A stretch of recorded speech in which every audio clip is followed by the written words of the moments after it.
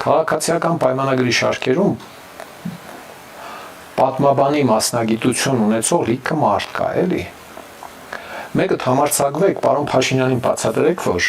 հիմա Հայաստանը երկրորդ հանրապետությունում է ապրում, երրորդում չէ։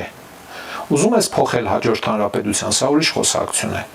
Երբ բոլոր նրանք, ովքեր ասում են, որ Հայաստանը հիմա երրորդ հանրապետությունում են,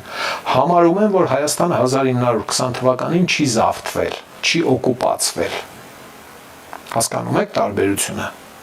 1920 թվականին բոլշևիկյան Ռուսաստանը թուրքերի հետ օկուպացրել է Հայաստանը։